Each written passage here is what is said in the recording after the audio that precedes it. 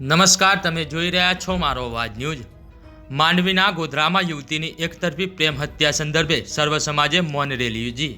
મૃતક ગૌરી ગરવાને ન્યાય અપાવવા તેમજ ગરવા સમાજની દીકરીને બેરહેમીથી રહેસી ક્રૂર હત્યા કરનાર આરોપીને ફાંસીની સજા આપવાની કરી માંગ।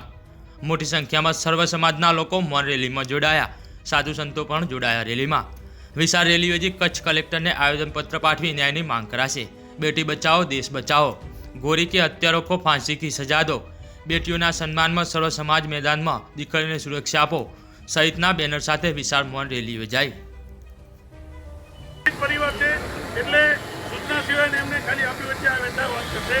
બાકી ફરીથી સમગ્ર કચ્છની 18 વર્ણ, તમામ આગેવાનો, તમામ રાજકીય પાર્ટીઓ, તમામ મહિલા મંડળો અમે દિલથી આભાર માનીએ છીએ કે અમારી આ પીડા વ્યથામાં અમારી સાથે જોડાયા છો।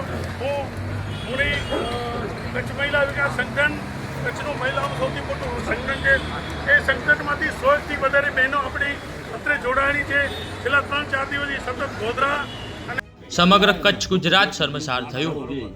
કચ્છના માંડવી તાલુકાના ગોધરા ગામે આસ્પદ યુવતીને એકતરફા પ્રેમમાં નરાધમ યુવક દ્વારા હત્યા કરવામાં આવી। જે હત્યા એ હદે ક્રૂર હતી કે તીક્ષ્ણ હથિયારો દ્વારા કરવામાં આવી અને આ મુદ્દે પોલીસની કામગીરી પર શંકાઓ ઉદ્ભવી રહી છે।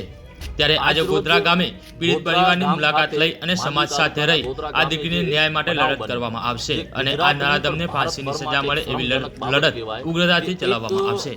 દલિત સમાજની દીકરી જે પોતાની ક્યાંક એવી દેખાઈ રહી છે કે તપાસમાં ઉણપ થઈ રહી છે, હવેથી અમે કહીએ છીએ કે તમે પણ સાનમાં સમજી જજો કે આ કોઈ નાની મોટી વસ્તુ નથી। સમગ્ર ગુજરાતમાં આનો મોટો પડઘો પડ્યો છે અને આવી રીતે દલિત સમાજની યુવતી ઉપર અચાનક આવી અને હથિયાર વડે મારવામાં આવે અને આજે એણે એ પરિવારે એક આધાર સ્તંભ ખોયો છે। ત્યારે ચોક્કસપણે અમે આ વિડીયોના માધ્યમથી સમગ્ર ગુજરાતના દલિત સમાજ, અનુસૂચિત જાતિ સમાજ અને સર્વે સમાજ જે ન્યાયપ્રિય માને છે એને કહીએ છીએ કે આવા મુદ્દાઓ જો બનતા રહેશે તો આજે આ ગુજરાત જે ડિજિટાઇઝેશન અને ગુજરાતમાં જે મોટી મોટી વાતો થઈ રહી છે ને તે ચોક્કસપણે પોકળ થઈ છે। અમે રાજ્યના મુખ્યમંત્રી અને રાજ્યના ગૃહમંત્રીને પણ આ વિડીયો માધ્યમે જણાવીએ કે સાહેબ તમે જો દીકરીઓની બચાવવાની અને દીકરીઓની સુરક્ષા માટેની વાતો કરતા હોય તો અહીંયા સુરક્ષા ક્યાં છે? એટલે ચોક્કસપણે આ મુદ્દે અમે લડશું અને ચોક્કસપણે આ એક જ માંગ સાથે લડશું કે આ જે નરાધમે જે આ કૃત્ય કર્યું છે એને ફાંસી જ મળવી જોઈએ। એ જ આ દીકરી માટેનો ન્યાય છે।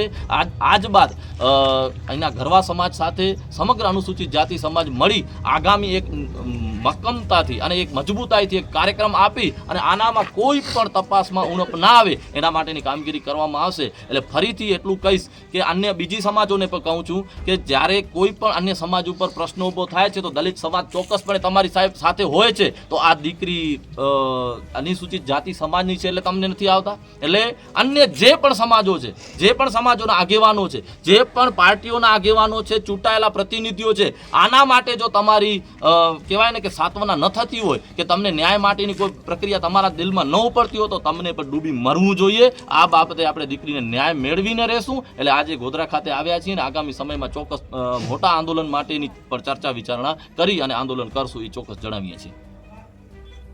ભારત દેશની સંસદમાં દેશના ગૃહમંત્રી અમિત શાહ દ્વારા ભારત રત્ન તેમજ બંધારણના ઘડવૈયા ડૉક્ટર બાબા સાહેબ આંબેડકર માટે જે વાણી વિલાસ કરી અને બફાટ કરવામાં આવ્યું, બાબા સાહેબને અપમાનિત કરવામાં આવ્યા એ ખૂબ જ નિંદનીય બાબત છે।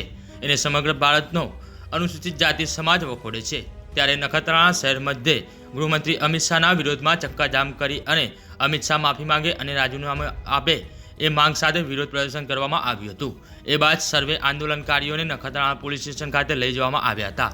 આ વિરોધ પ્રદર્શનમાં રાષ્ટ્રીય દલિત અધિકાર મંચના આગેવાનો તેમજ વિવિધ સંગઠનના આગેવાનો અને સમસ્ત અનુસૂચિત જાતિ સમાજના યોદ્ધાઓ બહોળી સંખ્યામાં જોડાયા હતા।